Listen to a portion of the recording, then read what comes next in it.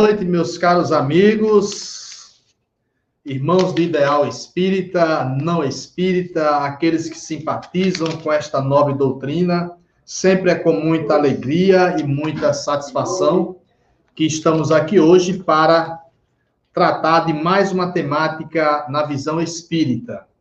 Bem, antes de anunciar o nosso palestrante, eu gostaria de avisar que esta live está sendo transmitida pela TV 7, pela Web Rádio Amigo Espiritual, Rádio Portal da Luz, Seridó Espírita, CEDCC, Jornal Centelha Divina. Sempre é muito satisfatório podemos fazer essa parceria entre canais de diversas partes do país. Nós temos aqui canais vinculados à região norte, à região sul, Mato Grosso, né? Então, é muito importante essa divulgação da doutrina espírita. Desde já, nós pedimos a vocês que divulguem o canal, é importante para a doutrina espírita. Aqueles que não se inscreveram, se inscrevam, anunciem para outras pessoas o quanto é bom a gente fazer o bem divulgando a doutrina espírita. Ok? Então, meus amigos, amanhã nós teremos aqui a presença de Paulo de Tarso com o tema As Provas do Espírito e Sua Ascensão. Tema excelente. Mas hoje nós temos a presença de um grande amigo, ele que é expositor, é conselheiro da FEEB, é também coordenador do setor de comunicação do Centro Espírita Humberto de Campos. Então, é com muita gratidão que recebemos aqui hoje James Ney, um grande estudioso da doutrina espírita, que vai nos falar sobre o tema Jesus, o médio de Deus. Então, hoje já a gente pede a vocês, se tiver alguma pergunta, tirar suas dúvidas, enderece para nós, e teremos a satisfação de poder passar essas perguntas para nossos queridos James. Certo? James, que Jesus lhe abençoe, que os anjos de guarda, que o seu anjo de guarda possa lhe intuir e lhe guiar. A palavra está franqueada a você, meu irmão, viu? Seja bem-vindo ao Web TV Espiritismo. Muito boa noite, meus caros irmãos, que o Mestre Jesus nos abençoe sempre. Para mim é uma grata alegria retornar a esta conceituada instituição do movimento espírita de Ribeira do Pombal, aos meios de comunicação responsável pela transmissão da live para todo o estado da Bahia e para o Brasil. Pois bem, falar sobre Jesus, o médio de Deus, há uma grande necessidade de realizarmos uma breve viagem aos confins do universo.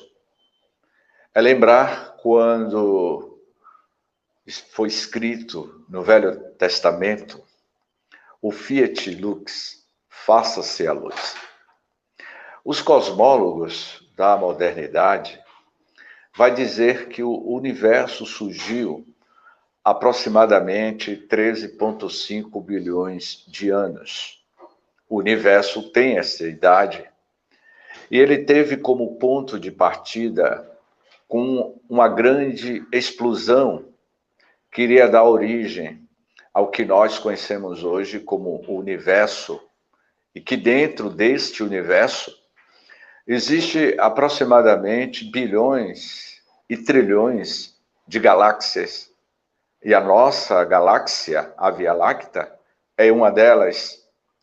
E dentro da nossa Via Láctea, existe milhões e milhões de estrelas. Dentre essa diversidade de estrelas dentro da Via Láctea, existe uma estrela que seria conhecido como o Sistema Solar.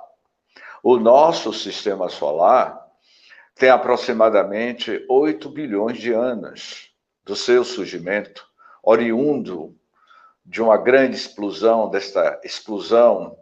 desta formação das poeiras cósmicas que iria dar para o surgimento de tudo que nós hoje conhecemos.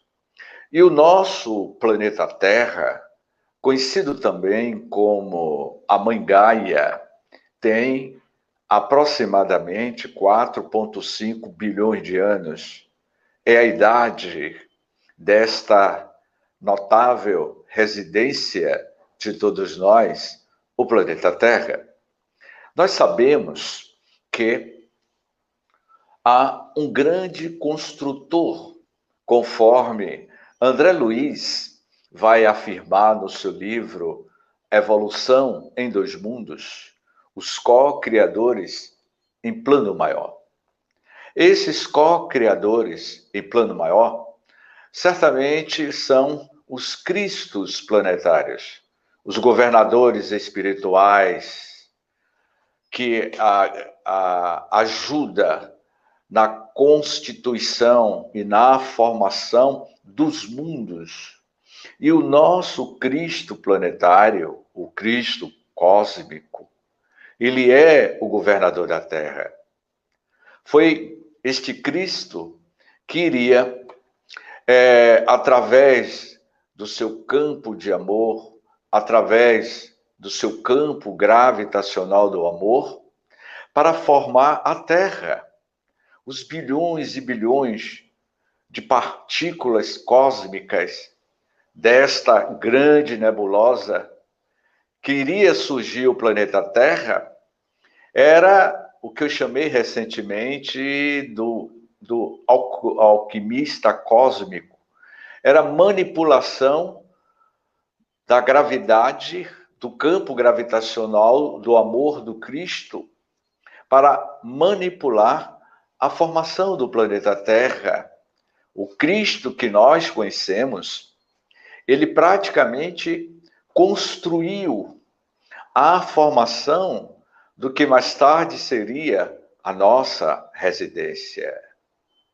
Através e conforme está na primeira pergunta do Livro dos Espíritos, que é Deus.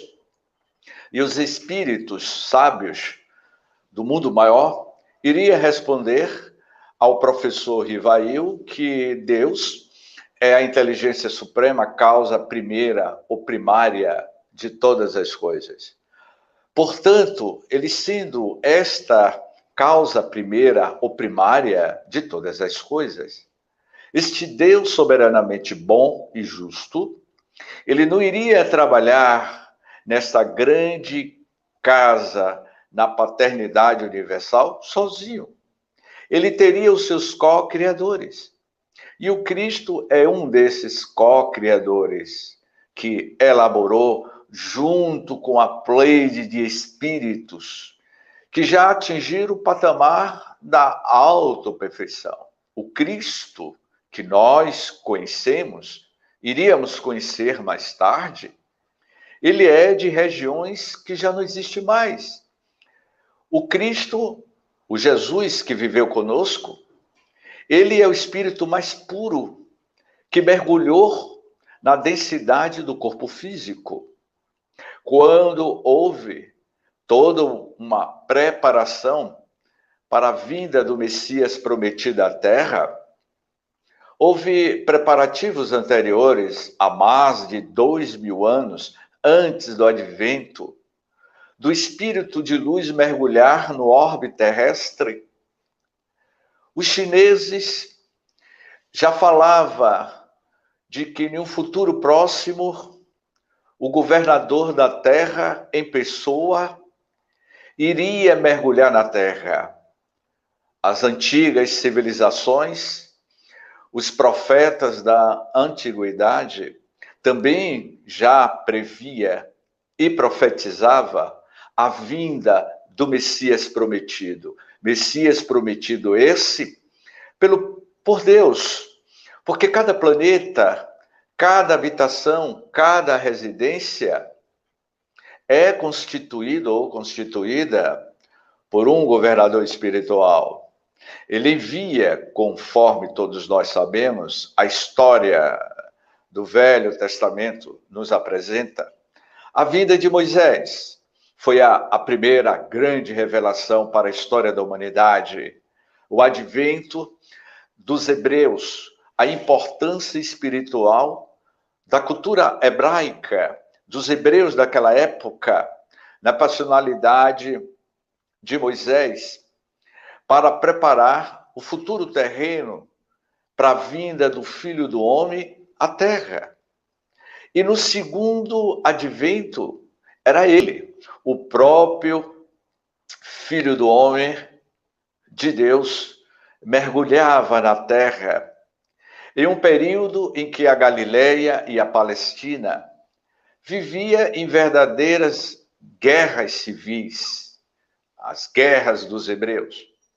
E é naquele momento que aparece na Terra o divisor de águas, Jesus, um homem simples que nasceu em uma manjedoura, de uma jovem no seu ventre materno, desta jovem, de aproximadamente 19 anos, meses antes dela entrar no processo gestacional, lhe aparece um espírito, cujo nome desse espírito seria conhecido nos anais da teologia cristã como o anjo Gabriel.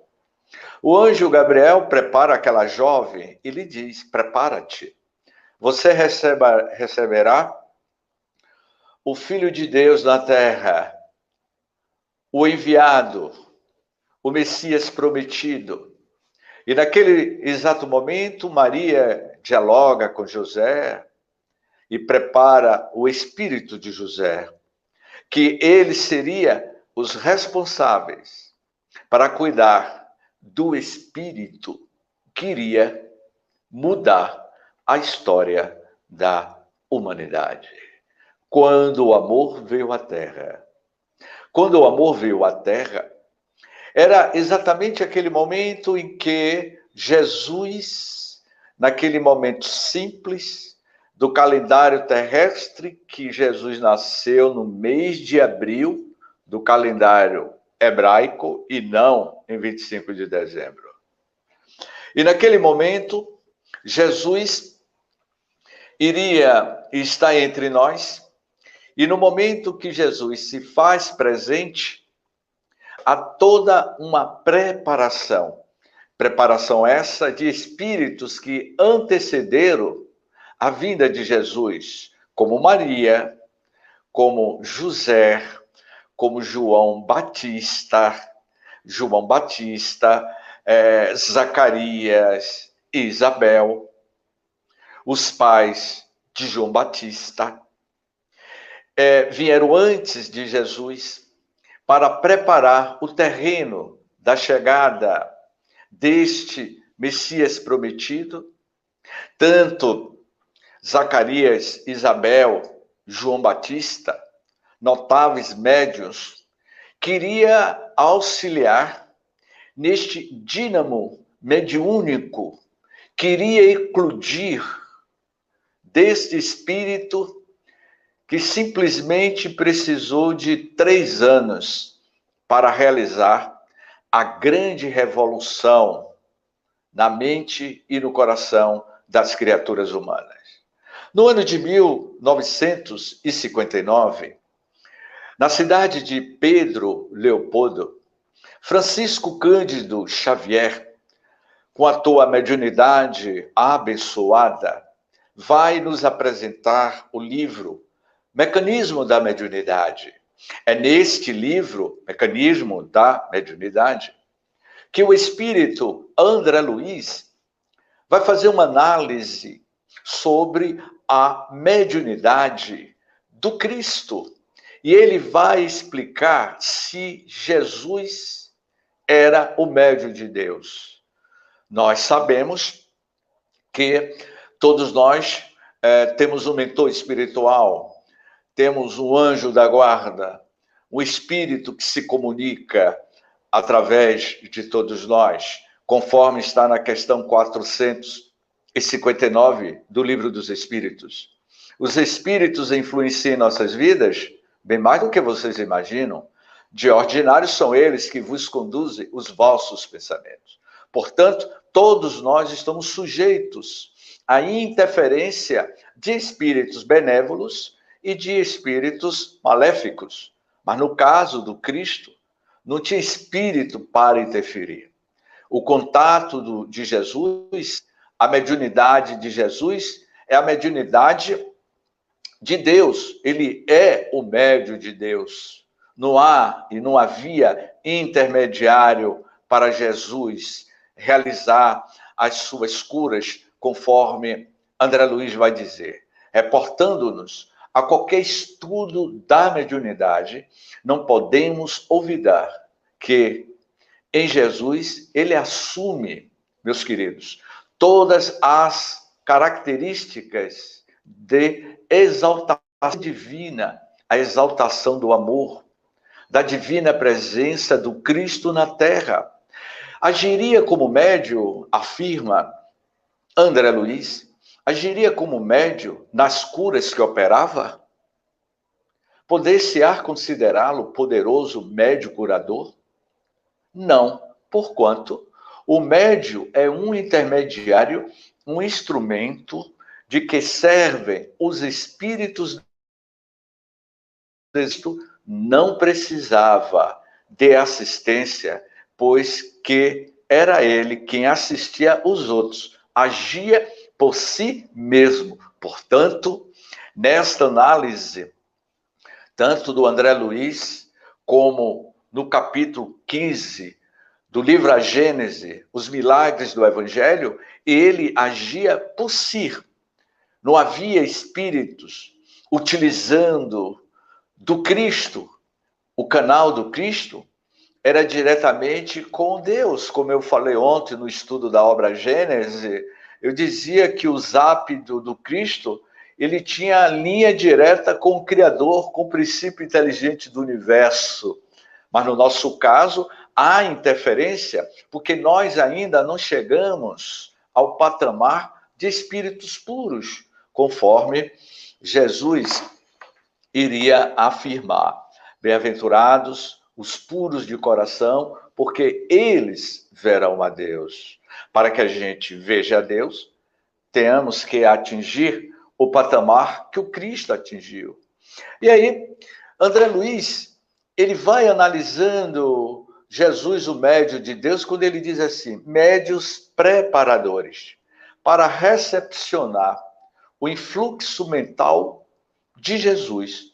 O Evangelho nos dá notícias de uma pequena congregação de médios, a feição de transformadores elétricos, conjugados para acolher-lhe a força e armazená-la de princípios antes que se lhe pudesse canalizar os recursos. E aí ele vai dizer quem seriam esses médios que ajudou a Jesus.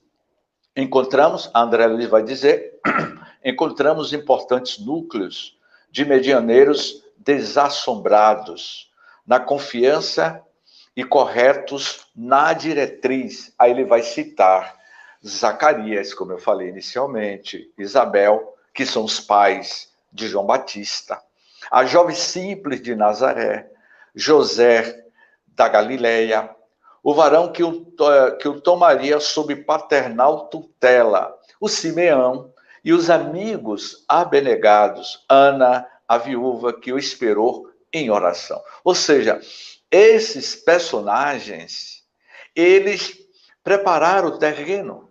Eles eram médios que também auxiliavam Jesus neste grande projeto de implantação do seu reino de luz na mente e no coração da humanidade.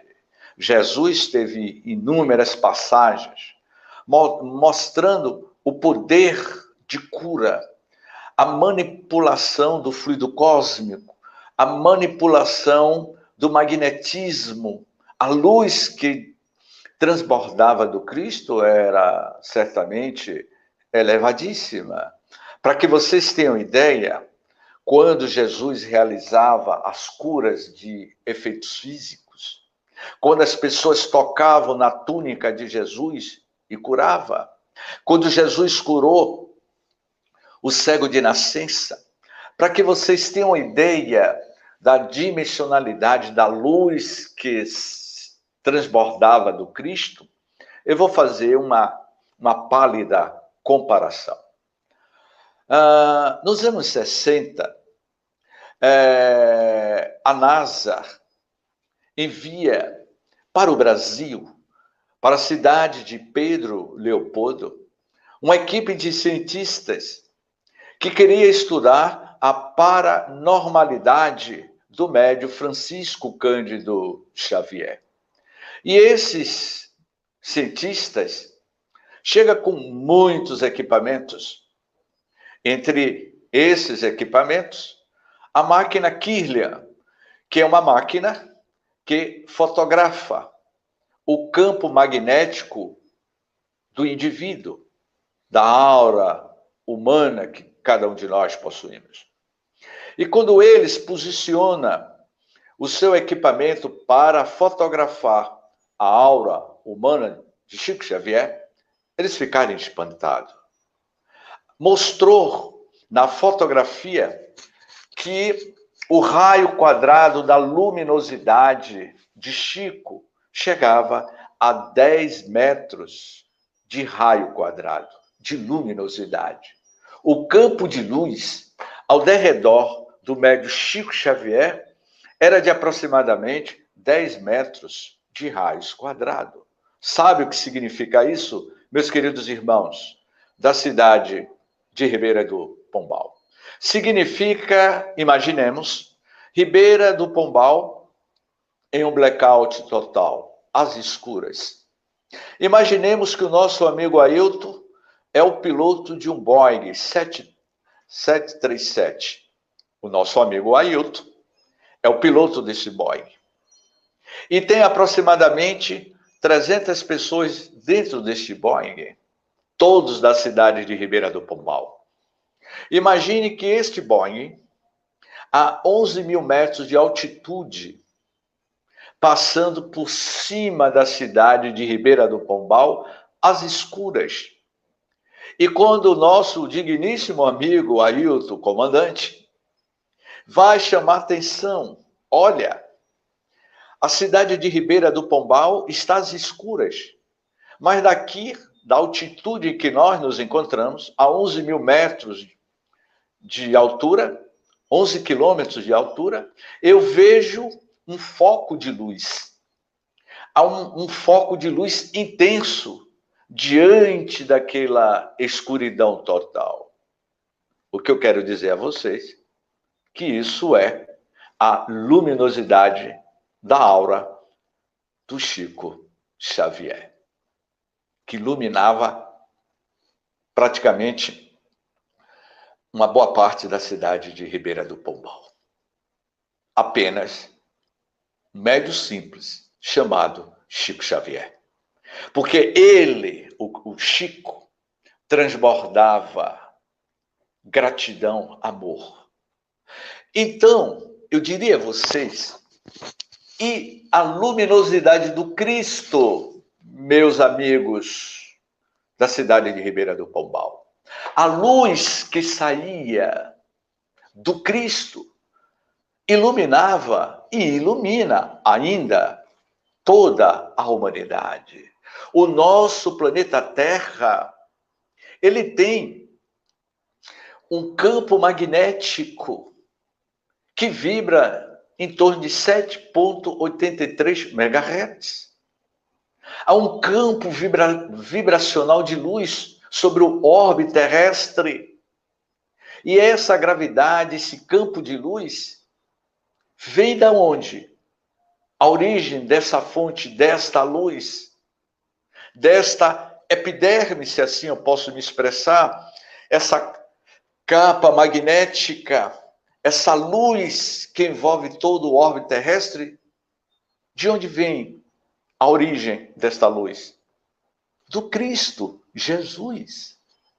Quando ele esteve na Terra, as pessoas se aproximavam de um campo de luz, porque a luz, ela tem a sua matriz na consciência do ser espiritual. Quanto mais nós amamos e praticamos o amor, a gratidão, o nosso campo de luz vai se dimensionando. Quando amamos mais e aprendemos a amar, a nossa aura vai se modificando.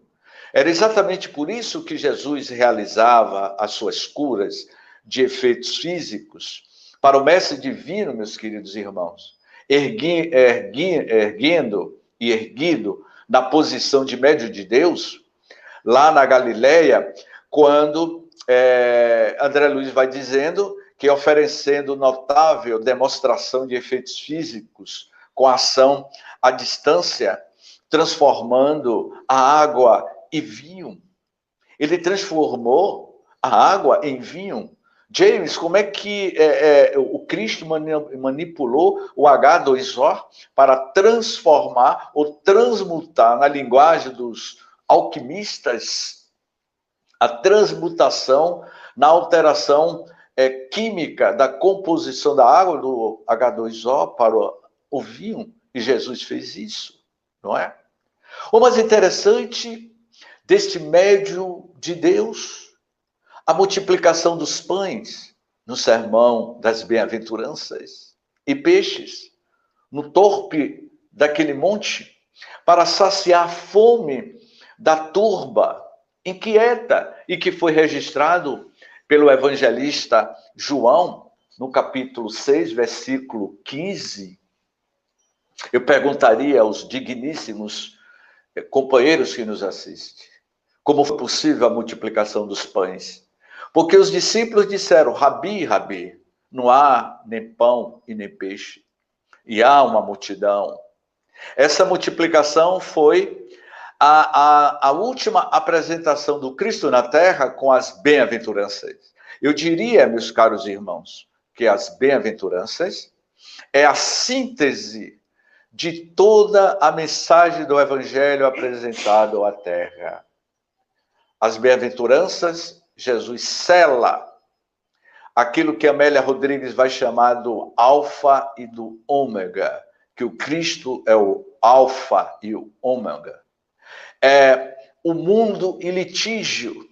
Jesus iria dar, vamos dizer assim, um checkmate para a humanidade, nos convidando a todos. E foi lá, nessa multiplicação dos pães e peixes, que não tinha nada, e Jesus pegou os cestos e mandou que cada um dos discípulos saísse a distribuir pães e peixes. Mas, Rabi, aproximadamente uma multidão, segundo Amélia Rodrigues, que havia aproximadamente quase 5.000 pessoas no sopé do monte, esperando pela palavra do Messias e para saciar sua fome.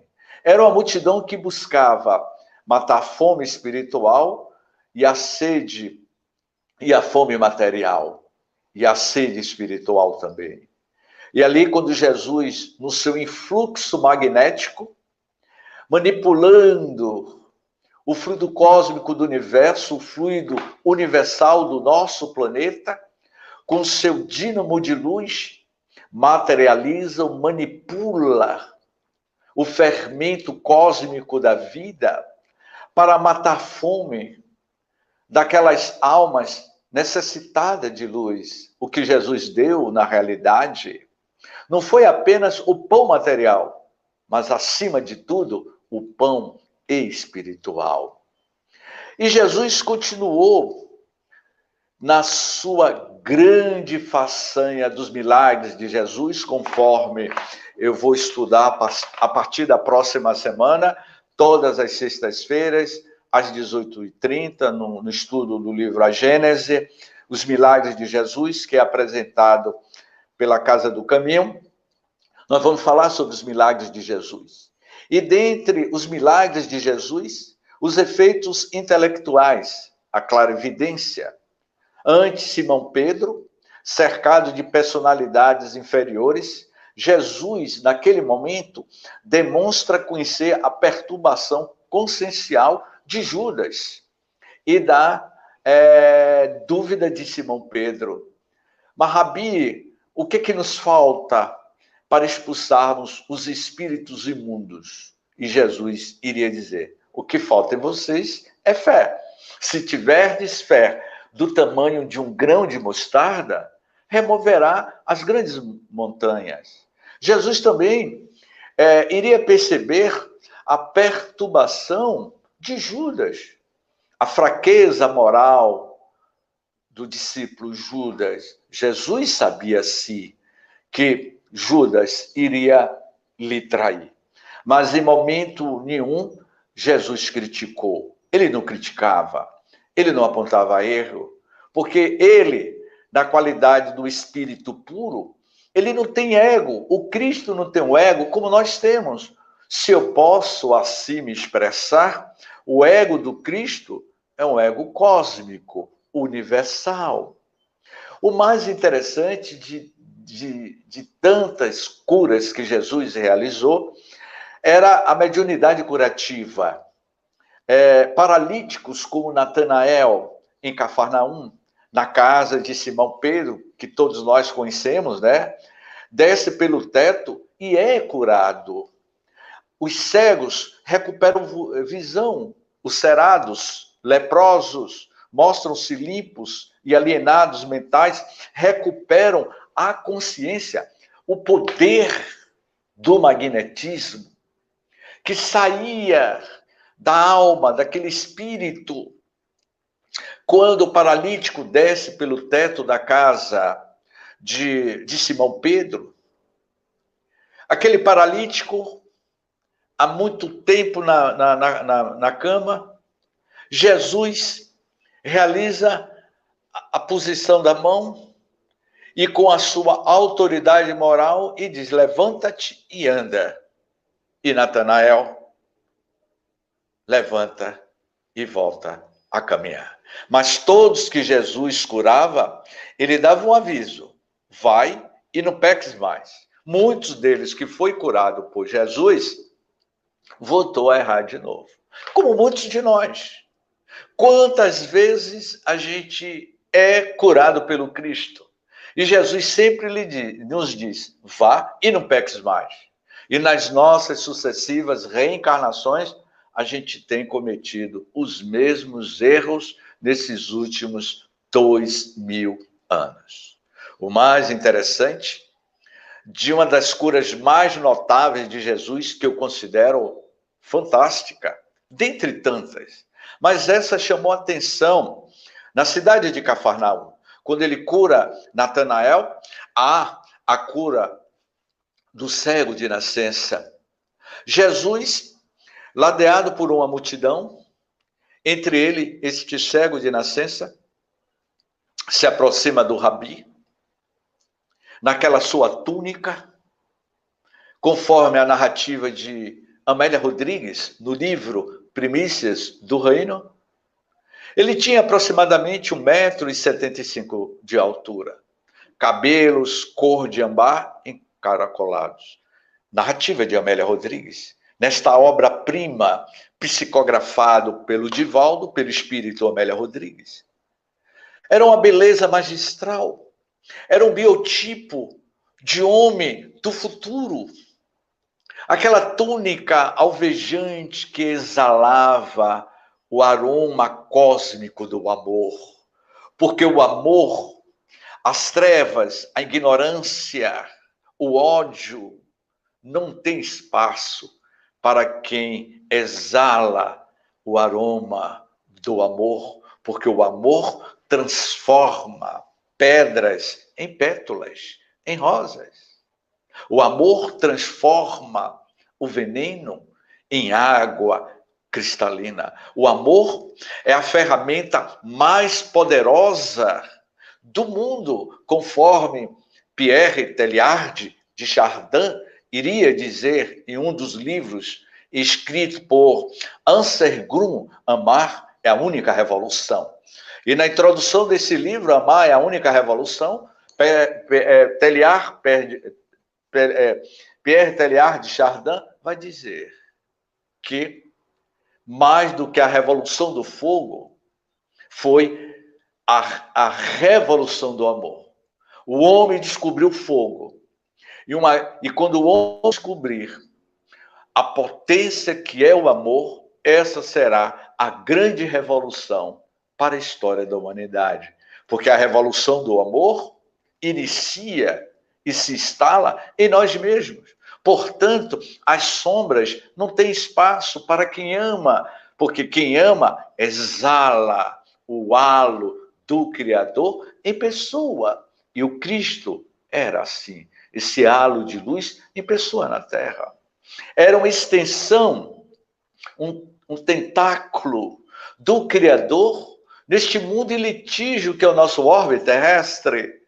E quando Jesus se aproxima daquele cego de nascença, Jesus ajoelha naquele terreno batido de pó, de barro, terra. Jesus, narra Amélia Rodrigues, Jesus vai cuspir no chão.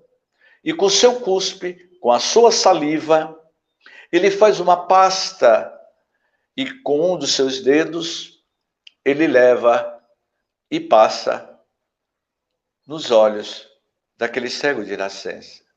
A saliva do Cristo, misturado com o pó da terra, restitui uma catarata profunda que aquele cego de nascença tinha. Eu perguntaria aos caros internautas, inclusive eu que utilizo óculos, será que algum de nós nos colocaríamos indo a uma clínica de oftalmologia e o médico, ele cospe no chão e com a sua saliva passa no nosso rosto, nos nossos olhos e vai dizer, com a minha saliva eu vou curar tua catarata profunda. Será que o meu amigo Ailton, que usa óculos, teria coragem, Ailton? Não precisa responder, nenhum de vocês. Mas e o Cristo? O próprio Cristo, em pessoa, entre nós, fizesse isso? Seria diferente. Mas Cristo está entre nós, realizando os grandes milagres entre nós nos dias atuais. Essa pandemia é um sinalizador do milagre do Cristo na Terra, nos convidando a todos a tirarmos as nossas cataratas da ignorância. Essas cataratas que nos deixam cegos, é que a gente não consegue ver a luz do mundo. Porque Jesus iria afirmar, eu sou o caminho, a verdade e a vida. Para chegar até ao meu Pai, só através de mim. Portanto, meus queridos irmãos, o Evangelho não é um livro de um povo apenas, mas o código de princípios morais do universo, adaptável a todas as pátrias, a todas as comunidades, a todas as raças e a todas as criaturas, porque representa, acima de tudo, a carta de conduta para a ascensão da consciência à imortalidade. Jesus empregou, meus queridos irmãos, minhas queridas irmãs, a mediunidade sublime como agente de luz eterna, exaltando a vida e aniquilando a morte, abolindo o mal e glorificando o bem. Portanto, nessas considerações finais, eu diria, em cima do que o André Luiz fala, que o Evangelho é um livro, é um código moral do universo, de todas as pátrias. Por que de todas as pátrias? Porque Jesus iria afirmar, há muitas moradas na casa de meu Pai. As primeiras moradas são os mundos habitados. As outras galáxias, os exoplanetas, que a cosmologia moderna está descobrindo hoje, inúmeros planetas com probabilidade de vidas biológicas unicelular. Se tem vida unicelular, significa que existe uma evolução de bilhões de anos que mais tarde vai ser povoado por inteligência, porque há aproximadamente 2 bilhões de anos, nós éramos apenas unicelular, apenas um protoplasma nas profundezas do mar. E olha onde nós estamos hoje, o Homo sapiens sapiens, com os seus 3 níveis de consciência: o inconsciente profundo, a consciência atual e o superconsciente, que são as nossas aspirações futuras, em busca da mediunidade com Deus Criador. Portanto, meus queridos irmãos, que possamos percebermos que Jesus, o médium de Deus, nos convida amanhã nos tornarmos também o médium de Deus, porque todos nós estamos fadados ou fadadas à perfeição. Porque o Cristo, que tem como responsabilidade o destino do nosso planeta Terra, ele continuará até os finais dos tempos, conforme eu tenho comentado nos estudos de todas as sextas-feiras, estudando o livro A Gênese, que eu sempre digo, em cima da fala do espírito Galileu Galilei, no capítulo que fala sobre uranografia geral, onde os espíritos vão dizer, o próprio Galileu, esse astrônomo italiano, ele vai dizer que chegará um momento que o planeta Terra deixará de existir. Ele vai atingir o seu patamar, vai envelhecer e vai entrar em uma forma de uma anã branca e se autodestruir. Mas até lá vai levar mais uns 5 bilhões de anos. Até lá, 5 bilhões de anos significa que todas as formas de vida no orbe terrestre, desde uma simples minhoca, de uma simples bactéria, até o Homo sapiens sapiens, que somos nós. Eu estou Homo sapiens, eu não sou Homo sapiens. É apenas uma fase de transição da evolução das raças na Terra, até amanhã nos tornarmos espíritos puros. Quando o planeta Terra entrar em decrepitude, em autocombustão, ser engolido pelo buraco negro, todos nós já nos tornamos espíritos puros, nas nossas sucessivas reencarnações e migrações para outros mundos. Portanto, o Evangelho do Cristo é um código de ética universal, cósmico. O Evangelho do Cristo, conforme a última palestra que nós realizamos para a Semana Espírita de Ribeira do Pombal, eu falava, eu não vou repetir, mas eu encerro com essas considerações. O Evangelho do Cristo, ele é uma usina de luz nos transformando de uns simples homens a nos tornarmos criaturas divinas de Deus, que já somos, mas precisamos ter esta consciência. Então, quando Jesus afirmou, há muitas moradas na casa de meu Pai, Jesus também falava das moradas do mundo espiritual, que são muitos, porque todos nós somos oriundos do mundo espiritual, da nossa pátria espiritual. Jesus também falava das moradas internas.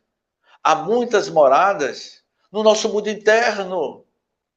Há uma necessidade de conhecermos os grandes arquipélagos que existem dentro de cada um de nós. Jesus, o médium de Deus, na mente e no coração de todos nós. Muita paz.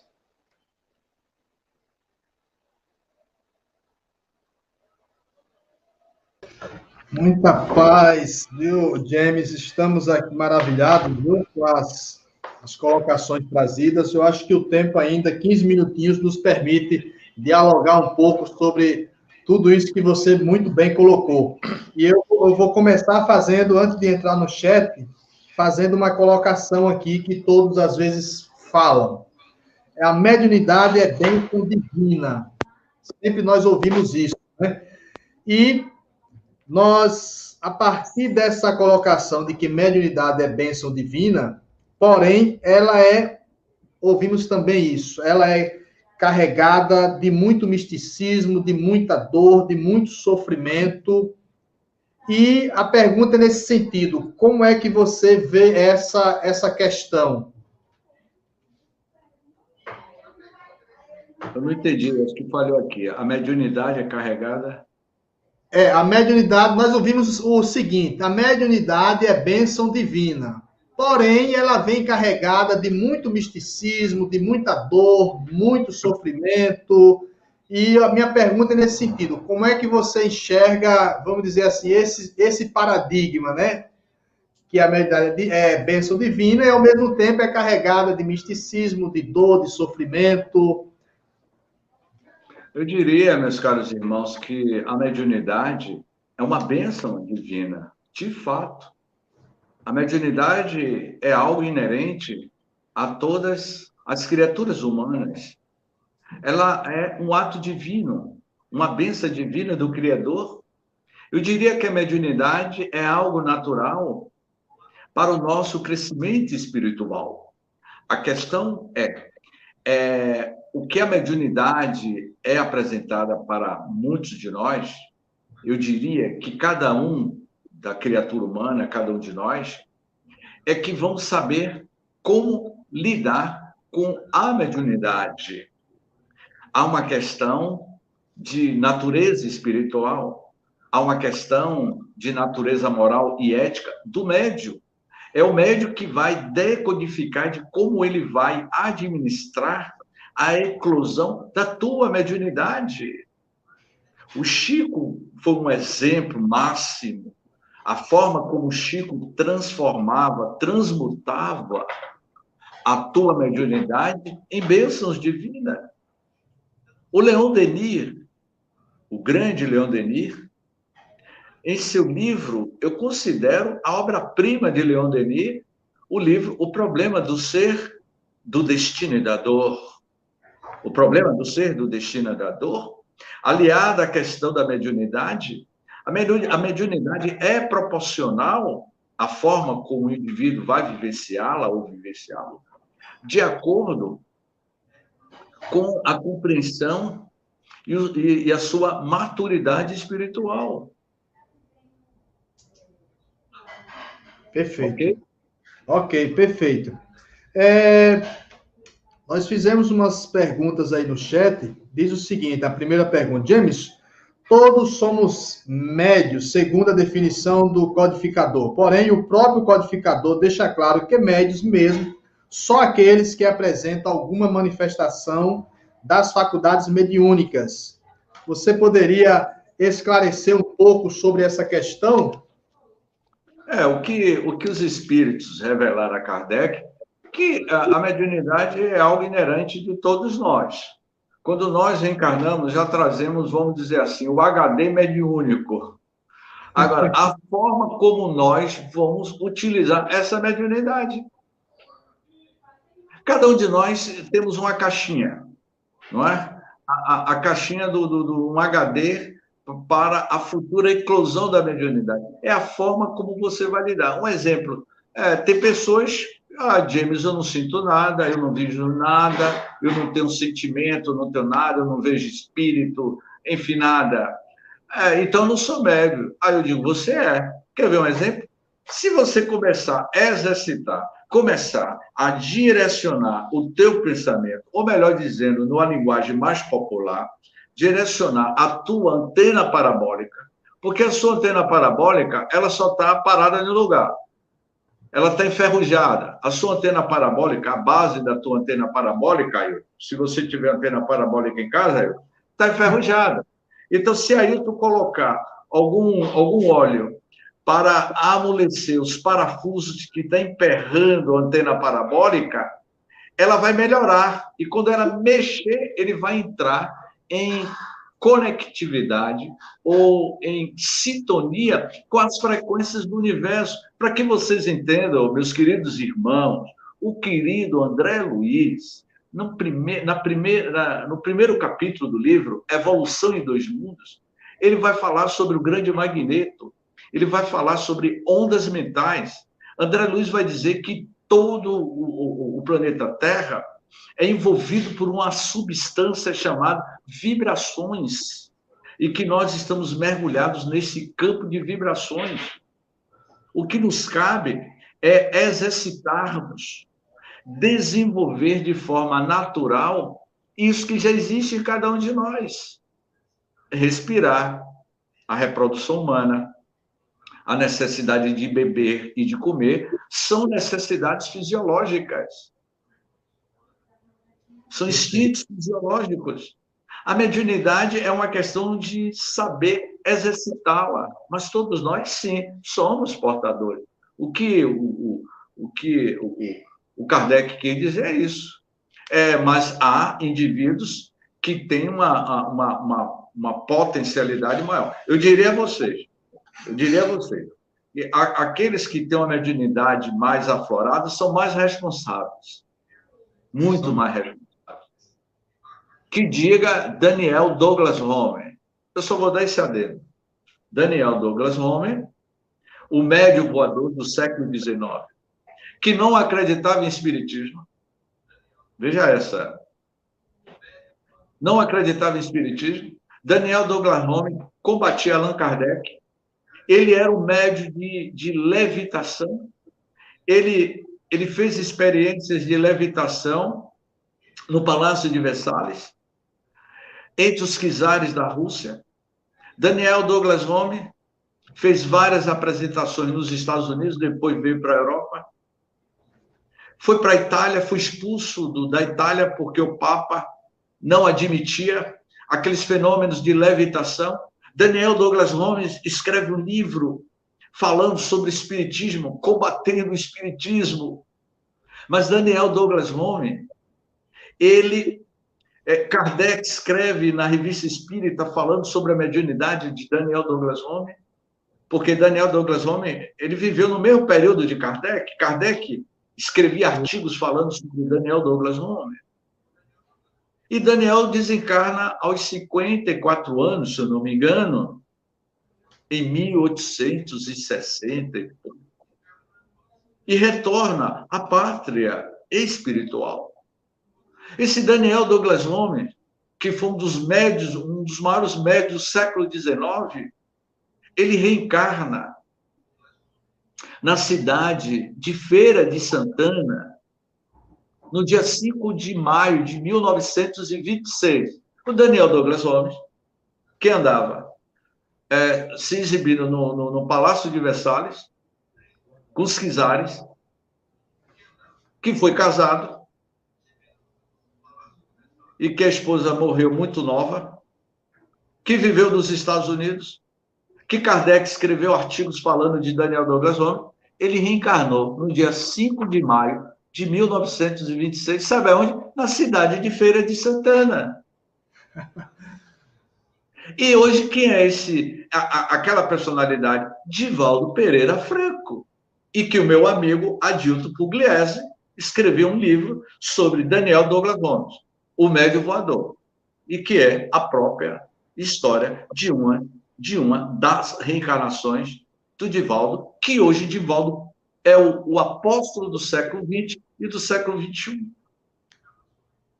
Percebeu? Portanto, meus queridos irmãos, todos nós somos possuidores deste cromossomo cósmico chamado mediunidade. Bons esclarecimentos, viu, James? Raimundo Dória, ele pergunta aqui o seguinte: boa noite, James. Na vinda de Jesus, houve uma preparação, como você mesmo disse, e alguns já profetizavam a sua vinda. Hoje existem doutrinas que profetizam que Jesus voltará. O que você tem a dizer sobre isso? Eu falei aí, não é, meus amigos, que Jesus já retornou, Jesus está entre nós. Eu diria, Dória, que Jesus, a presença de Jesus na atualidade, é no momento dessa grande pandemia. Jesus está constantemente nos nossos dias. Eu não sei qual é o tempo que eu tenho aí, Ailton. Qual é o tempo que eu tenho aí? Temos 5 minutos. 5 minutos. Eu vou tentar responder a dentro desses 5 minutos, com a história. Prêmio ao Sacrifício, do livro Alvorada Cristã.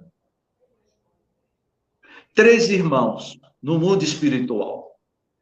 O primeiro irmão no mundo espiritual, o segundo irmão no mundo espiritual, o terceiro irmão no mundo espiritual. Os 3 combinaram, antes de reencarnar, queria se dedicar ao Evangelho de Jesus na Terra. O primeiro irmão reencarna na Terra, se torna espírita e se torna industrial do algodão. O segundo irmão reencarna na Terra, se torna espírita, estuda o Evangelho e vira juiz. O terceiro irmão reencarna na Terra, se torna espírita e é paralítico.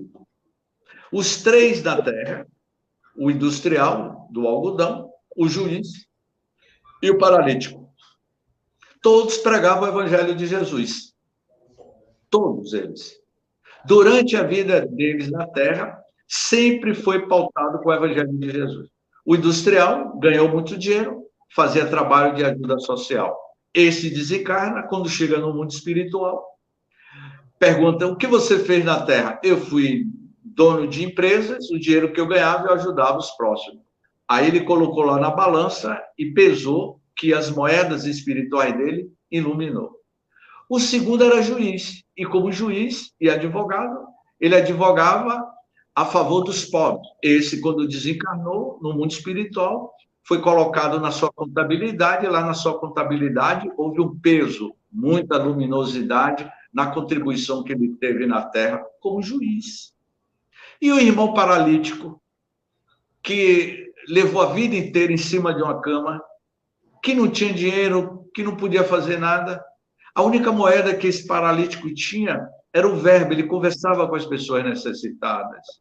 E ao desencarnar, e quando ele colocou as moedas espirituais do que ele viveu na Terra, pesou demasiadamente naquela balança, e os espíritos iriam dizer, entre os 3 irmãos, o que mais teve moedas espirituais foi o irmão paralítico, porque ele não tinha dinheiro, ele não era juiz, ele não era doutor, ele era apenas um homem simples, e na qualidade de homem simples, ele soube mais do que nunca viver o Cristo na Terra. Portanto, o Cristo está presente em nossas vidas, nas nossas ações e nas nossas atitudes. Portanto, mais uma vez, eu agradeço a todos vocês e, desde já, desejo um bom Natal, um bom Ano Novo, e especialmente vamos agradecer, reverenciar o Cristo para essas famílias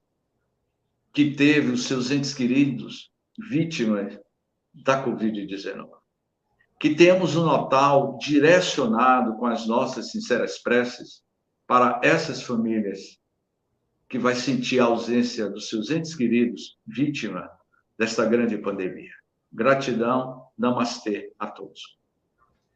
Namastê a todos. James, muito obrigado, viu, em nome da Web TV Espiritismo, em nome da União Espírita de Ribeira do Pombal.